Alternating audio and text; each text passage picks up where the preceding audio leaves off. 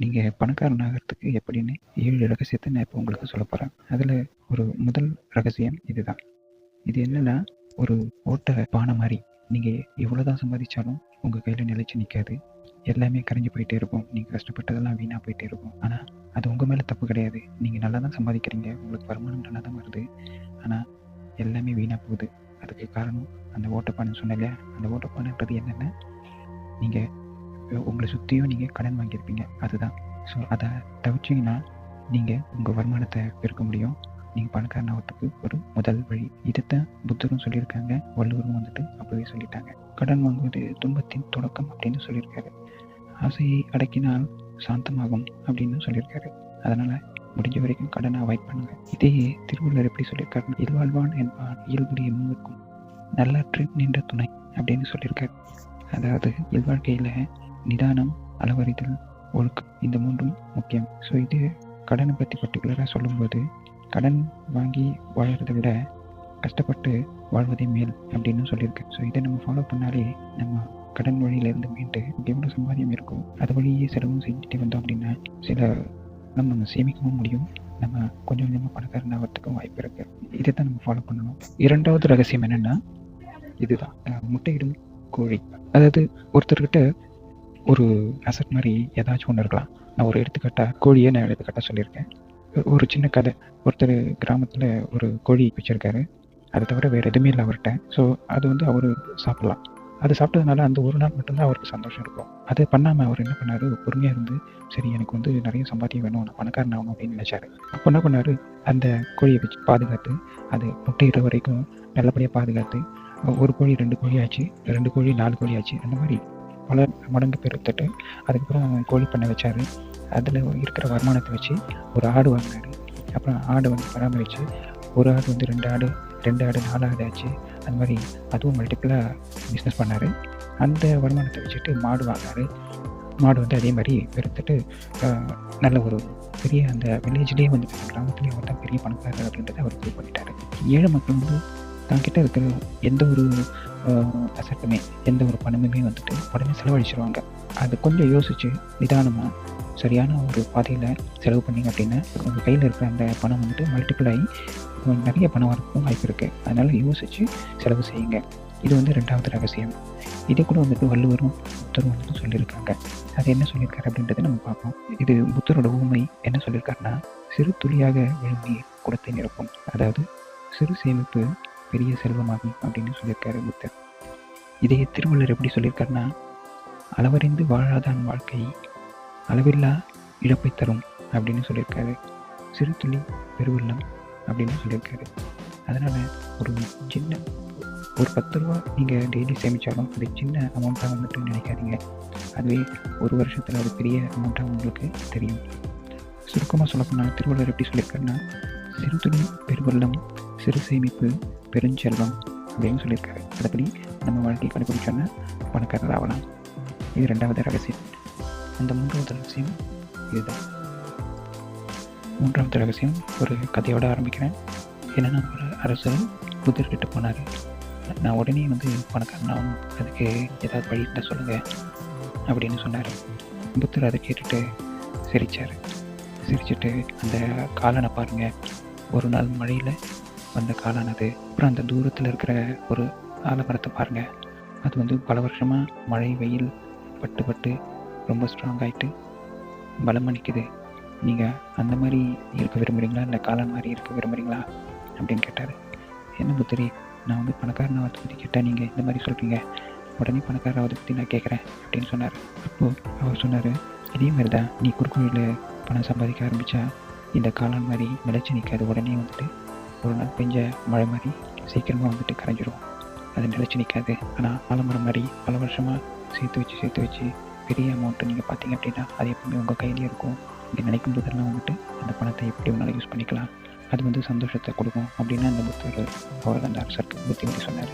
So இதே போல் நீங்களும் உடனே பணக்காரன் ஆகிடலாம், குறுக்கோழியில் பணக்காரன் ஆகிடலாம் அப்படின்லாம் நினைக்காதீங்க. அது எப்பவுமே நிலச்சி நிற்காது. அதனால் ஸ்டெப் பை ஸ்டெப் கொஞ்சம் கொஞ்சமாக பணத்தை சேர்த்து வச்சு கொஞ்சம் செல்வமாக்குங்க. இதுதான் 3வது ரகசியம், புத்தர் அந்த அரசருக்கு சொன்ன ரகசியம். 4வது ரகசியம் இதுதான். அதாவது ஒரு நீச்சல் வீரனை பற்றியது. என்னடா 4வது ரகசியம் சொல்லிட்டு நீச்சல் வீரன் பற்றி சொல்கிறார் அப்படின்னு நினைக்கிறீங்களா? ஆமாங்க. ஒரு நல்ல நீச்சல் அடிக்கிறவன் பெரிய பாறாங்கல் முதுகில் வச்சுட்டு நீச்சல் அடித்தா அவன் எப்படியோ அந்த மாதிரி தான். இஎம்ஐயோட ஒருத்தர் வாழ்க்கை நடத்துகிறாரு அப்படின்னா நிறைய சம்பாதிக்கிறாரு, இருந்தாலும் வந்துட்டு அவரால் சமாளிக்க முடியல அப்படின்னா அதுக்கு ஒரே காரணம் அவர் நிறைய இஎம்ஐ கட்டிகிட்ருப்பார். அதாவது அளவுக்கு மீறிய இஎம்ஐ, வருமானத்துக்கும் மேலே அவர் செலவு இருக்கும், அதனால் அவரால் சமாளிக்க முடியல. அதுக்கு தான் வந்துட்டு ஒரு பாறாங்கல் வச்சுட்டு, முதுகில் பாறாங்கல் வச்சுட்டு நீச்சல் அடிக்கிற கதையாக இருக்குது. ஸோ இதுதான் ஒரு எடுத்துக்காட்டாக புத்தர் வந்து அந்த அரசருக்கு திரும்பவும் சொன்னார். ஸோ அந்த மாதிரி இருக்கக்கூடாது. வருமானம் எவ்வளோ இருக்கும் அதுக்கு தகுந்த செலவு கட்டுப்பாடோட வச்சுட்டா பணக்காரனாகிறதுக்கு வழிமுறைகள். 5வது ரகசியம் இதுதான். இது என்ன சொல்லுது அப்படின்னா, அரசர் வந்தார். சரி அரசே, நான் வந்துட்டு வேறு எப்படி இருக்கணும் அப்படின்னு கேட்டார். ஒருத்தரை துன்புறுத்தி சம்பாதிச்சா நல்லதா? எனக்கு துன்புறுத்தி சம்பாதிச்சா நல்லதுன்னு தோணுது. ஏன்னா எனக்கு எப்படியாச்சும் வருமானம் வேணும், நிறைய லாபம் வேணும், நிறைய காசு வேணும். எனக்கு ஒருத்தரை துன்புறுத்தினா கூட பரவாயில்ல, எனக்கு அதுக்கு ஒரு வழி சொல்லுங்க அப்படின்னு சொன்னார் புத்தர்கிட்ட.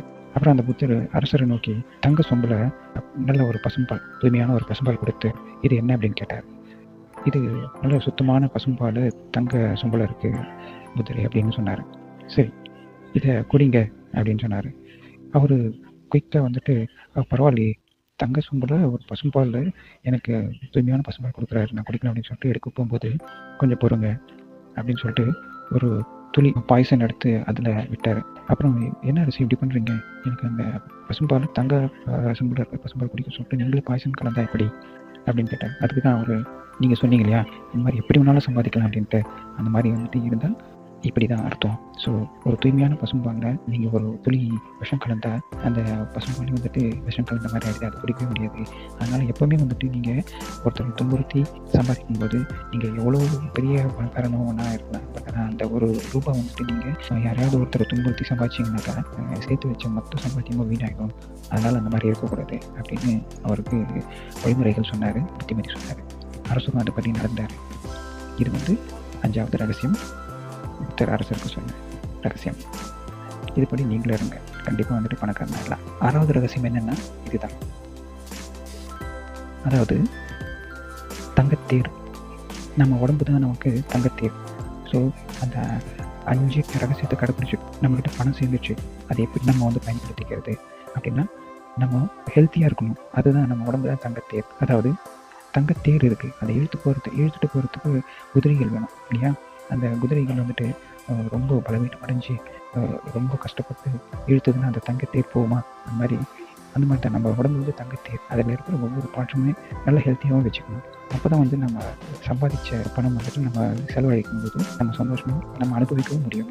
நம்ம சேமித்து வச்ச பணத்தை வந்துட்டு அனுபவிக்கிறதுக்கு உடம்பு ரொம்ப முக்கியம், ரொம்ப ஹெல்த்தியாக இருக்கணும். அதாவது நம்ம சேமித்து வச்ச பணத்தை நல்லபடியாக செலவழிக்கணும் அப்படின்னா நம்ம உடம்பு வந்து கை கொடுக்கணும் இல்லையா? ஸோ நம்ம ஹெல்த்தியாக இருந்தால் தானே அதை பண்ண முடியும், இல்லைன்னா சம்பாதிச்சதெல்லாம் வீணாக போயிடும். ஸோ அதனால் தங்கத்தேர் மாதிரி நம்ம உடம்பு பாதுகாக்கணும். இதுதான் வந்துட்டு புத்தர் அரசருக்கு சொன்ன 6வது ரகசியம். நீங்கள் 6 ரகசியத்தை கேட்டீங்க, 7வது ரகசியம் வந்து நீங்கள் கேட்கல அப்படின்னா நீங்கள் 6 ரகசியம் கேட்டதுக்கு பலனே இல்லாமல். ஸோ அதனால் கண்டிப்பாக இந்த 7வது ரகசியம் கம்ப்ளீட்டாக முழுமையாக கேளுங்க, அப்போ தான் வந்துட்டு உங்களுக்கு தெளிவாக புரியும். ஸோ புத்தர் அரசரை நோக்கி சொன்ன 7வது ரகசியம் என்னென்னா, அரசர் புத்தரை நோக்கி போகிறாரு.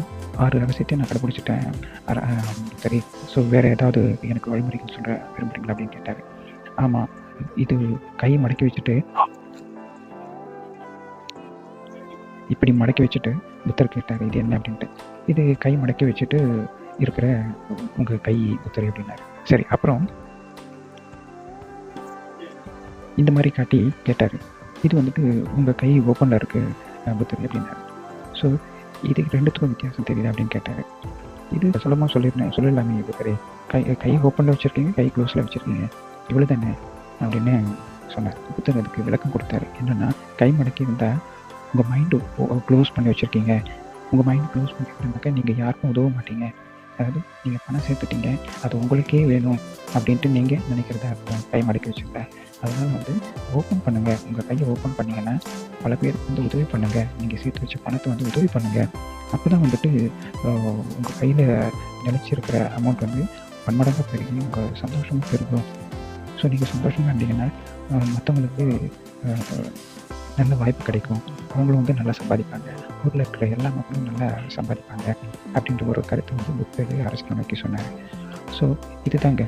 ஸோ அந்த 6 ரகசியத்தோடு இந்த 7வது ரகசியம் வந்து ரொம்ப ரொம்ப முக்கியமானது. இதை நீங்கள் கடைப்பிடிச்சிங்கன்னா கண்டிப்பாக வந்துட்டு எல்லாராலையும் பணக்காரன் ஆகிறது உறுதி. ஸோ எல்லாத்தையும் சேர்ந்து சுருக்கமாக சொல்லணும் அப்படின்னா, ரகசியம் 1 என்ன சொல்லுது அப்படின்னா, கடன் வாங்கக்கூடாது. கடன் வாங்கினீங்கன்னா இந்த ஓட்டப்பானைக்கு சமம். நீங்கள் எவ்வளோ தான் சம்பாதிச்சாலும் உங்களுக்கு அது பத்தாது. 2வது ரகசியம் வந்து அந்த வில்லேஜ் மேன் வந்துட்டு அந்த கோழியை வந்துட்டு எப்படி பராமரித்து பன்மடங்காக்கணும் அந்த மாதிரி நீங்கள் வந்து வாழ்க்கையில் சாதிக்கணும் அப்படின்ட்டு நினைவில் கொள்ளுங்க. 3வது ரகசியம் வந்து நீங்கள் காளானாக இருக்க விரும்புகிறீங்களா, இல்லை வந்து ஆலமரமாக இருக்க விரும்புகிறீங்களா அப்படின்றத பற்றி நீங்கள் முடிவெடுத்து செயல்படுங்க. 4வது ரகசியம், நீங்கள் இஎம்ஐயில் மாட்டிக்காதீங்க. 5வது ரகசியம், மற்றவங்களை துன்புறுத்தி நீங்கள் பணம் சம்பாதிக்கணும் அப்படின்றத நினைக்கக்கூடாது. 6வது ரகசியம் என்னென்னா, நம்ம உடம்பு எப்போவுமே வந்து தங்கத்தேர் மாதிரி வச்சுக்கணும். அப்போ தான் நம்ம சம்பாதிச்ச பணம் வந்து நம்ம அனுபவிக்க முடியும். 7வதாக எப்போவுமே வந்துட்டு மற்றவங்களுக்கு உதவி பண்ணணும் அப்படின்ற ஒரு எண்ணத்தோட இருங்க. நீங்களும் நல்லா இருப்பீங்க, மற்றவங்களும் நல்லா இருப்பாங்க. உங்கள்கிட்டையும் பணம் தங்கும், மற்றவங்ககிட்டையும் வந்து பணம் எப்போவுமே இருக்கும். ஸோ இந்த வழிமுறைகள்லாம் கடைபிடிச்சிங்கன்னா கண்டிப்பாக நீங்கள் பணக்காரன் ஆகலாம். வாழ்த்துக்கள். இதை பற்றியான 7 ரகசியத்தை சொல்கிறத பற்றியான விளக்கங்கள் உங்களுக்கு பிடிச்சிருந்தா லைக் பண்ணுங்கள், சப்ஸ்கிரைப் பண்ணுங்கள். தேங்க்யூ.